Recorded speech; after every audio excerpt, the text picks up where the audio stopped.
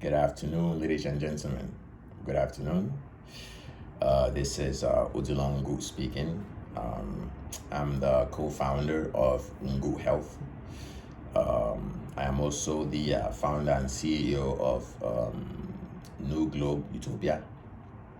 And today, I wanted to take some time to just talk a bit about the power of defining, or the power to define.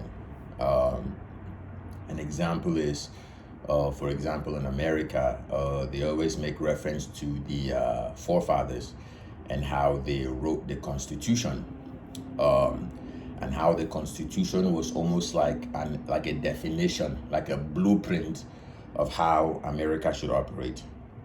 And because they were the people to actually define this, their impact on on the world for a very long period of time could be seen. So the question that I'm trying to ask the audience today is, what would you do if you had the power to define truth? What would you do if you had the power to define the law, right? And what are the implications of this if an individual or a group of individuals or a minority group gets this power to define what truth is, gets this power to define what the law is? How does that affect the general society? What are the long-term implications of this power being held by a minority group?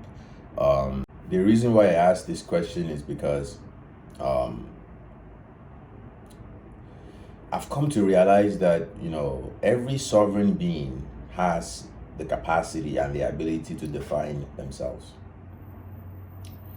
Every minority group has the ability to define themselves. And, this is a natural law because we can see this around the globe. If you go to different communities, they have different ways of doing things. They have different definitions of different things. They have their different gods, different spiritual systems. And despite the fact that these all seem distinct, they are still fundamentally connected. So the question I ask is, if nature's law gives every being the ability to define themselves, to define their own rules, right? Then is it the right thing to impose one minority's definitions on the rest of the population? Think about that question very, very, very deeply, right? Because if every single being, every single group, family, society, village can define themselves, have their own rules, have their own culture, have their own spirituality, have their own foods, then who are you to go and impose your rules, your definitions on them?